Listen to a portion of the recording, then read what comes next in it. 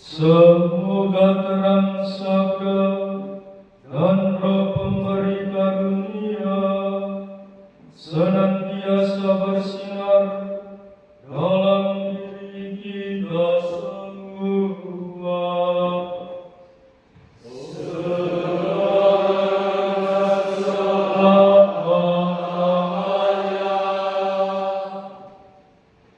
Silakan duduk.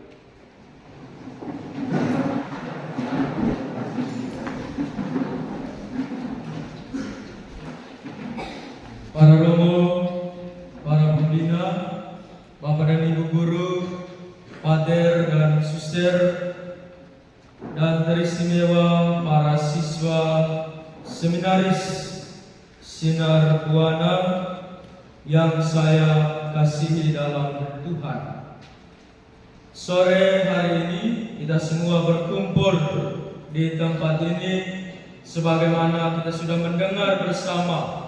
Kita akan mengikuti rangkaian kegiatan literasi kitab suci yang akan dibantu oleh para pater, bruder, dan suster selama kurang lebih 2 hari. Sore hari ini dilanjutkan dengan besok pagi sampai dengan siang hari. Dan perarakan yang baru saja kita buat mau mengajak kita sekalian agar dalam hari-hari ini, teristimewa sore hari ini dan besok pagi sampai dengan siang, kita menaruh pusat perhatian kita pada sabda Allah, pada firman Tuhan, pada kitab suci.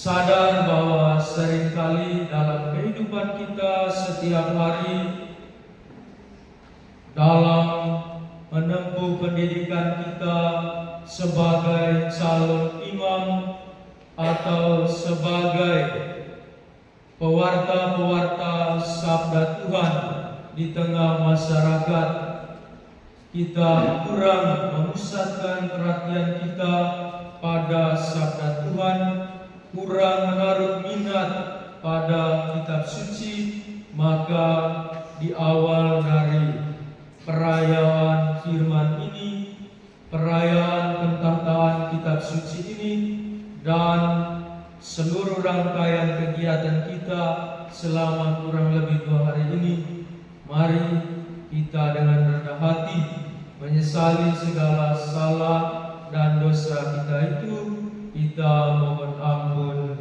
dari Tuhan.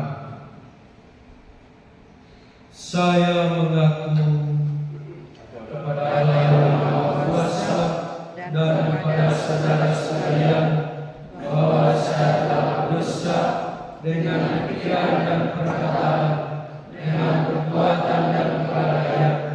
Saya berdosa, saya sungguh berdosa.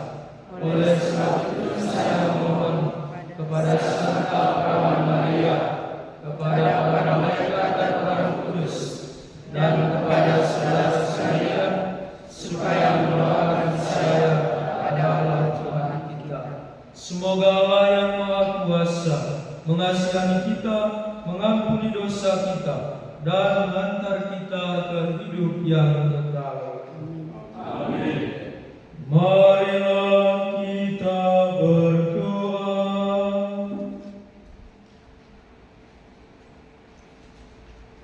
Ya Bapa dalam surga, Engkau memimpin kami dalam kegiatan literasi kitab suci ini. Kami bersyukur untuk kesempatan berahmat yang Engkau anugerahkan kepada kami semua untuk merayakan sabda-Mu yang tertulis dalam kitab suci.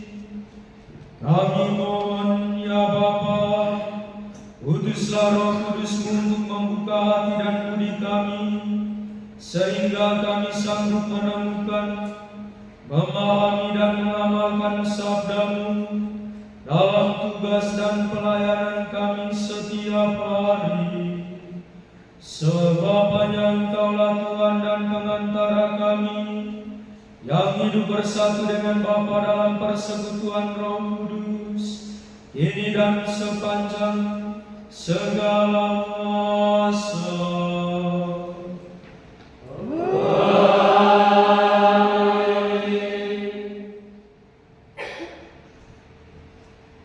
Saudara-saudari yang terkasih, kita berkumpul di tempat ini untuk menyerahkan diri pada bimbingan Tuhan dan memohon agar Ia berkenan melimpahi kita dengan inspirasi sabda-Nya.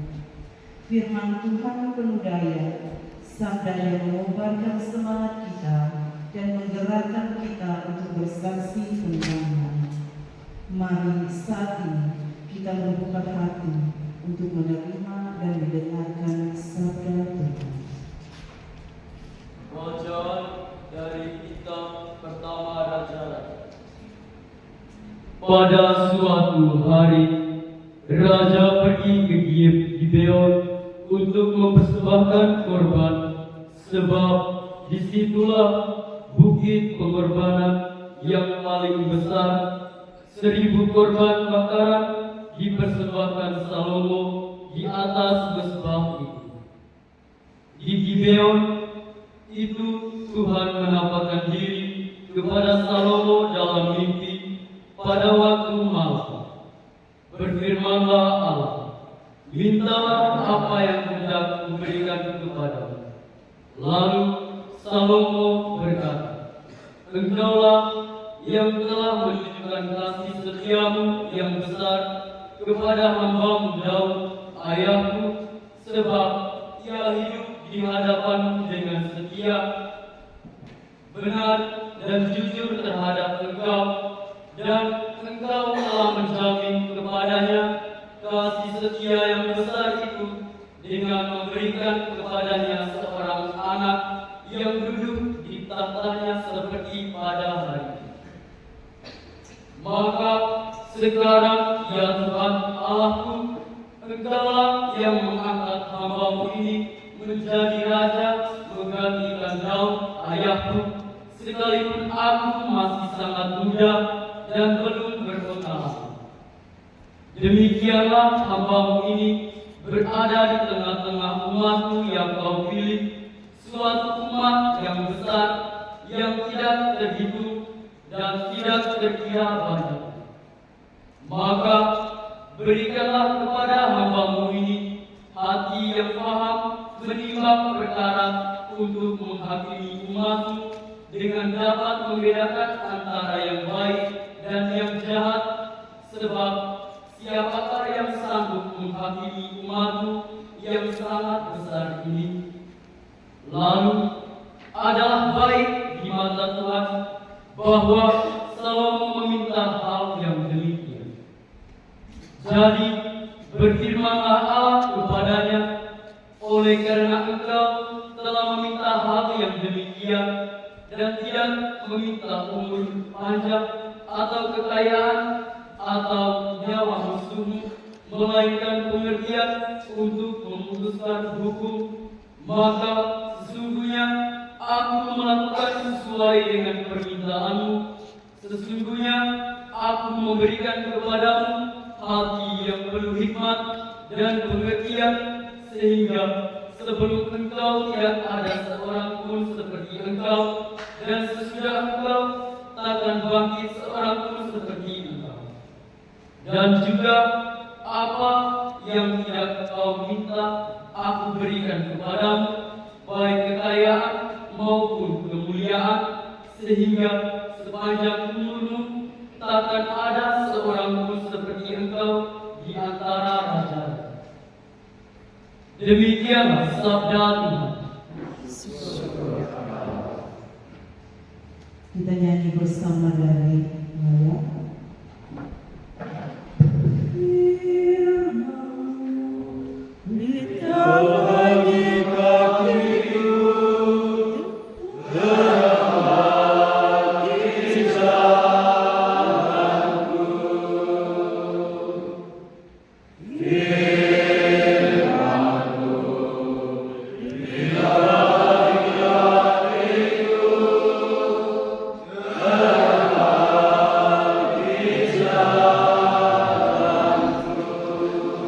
Tuhan bersamamu.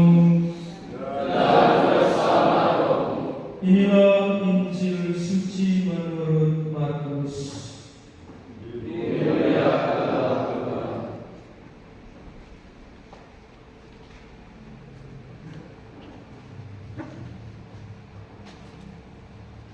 Ketika para rasul kembali berkumpul dengan Yesus dan memberitahukan kepadanya semua yang mereka kerjakan dan ajarkan, lalu Ia berkata kepada mereka, "Marilah ke tempat yang sunyi, supaya kita sendirian, dan beristirahatlah seketika.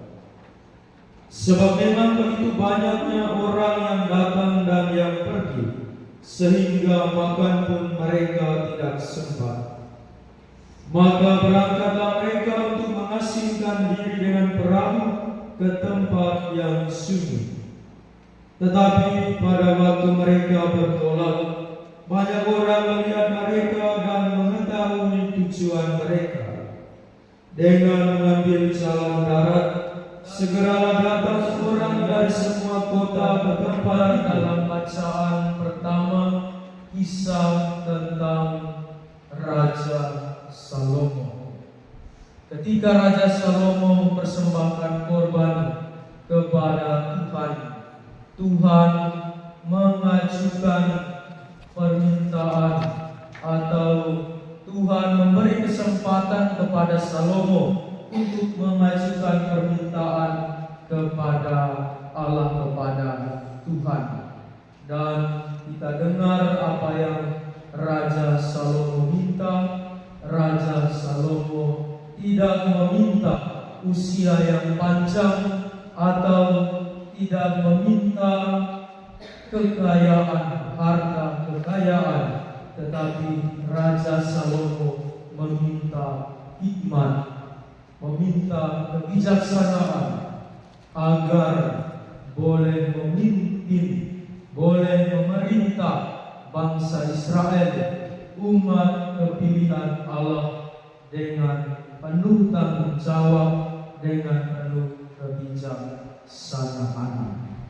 Adik-adik sekalian, barangkali dalam pelajaran tentang kitab suci, frater atau Bapak-bapak Romo, Bapak-bapak Pater telah menyinggung kepada kita sekalian bahwa kitab suci adalah buku kehidupan, atau kitab suci, kitab yang kecil ini adalah sebuah perpustakaan yang besar. Mengapa disebut kitab kehidupan, atau mengapa Alkitab yang kecil ini disebut sebagai perpustakaan yang besar? Karena di dalamnya memuat banyak hal, ajaran-ajaran kepada kita ini yang mendukung seluruh proses kegiatan ini, selalu dan senantiasa dilimpahi oleh berkat Allah yang Maha Kuasa, Bapa dan Putra dan Roh Kudus. Amin. Saudara-saudari sekalian, dengan ini perayaan Sabda telah selesai.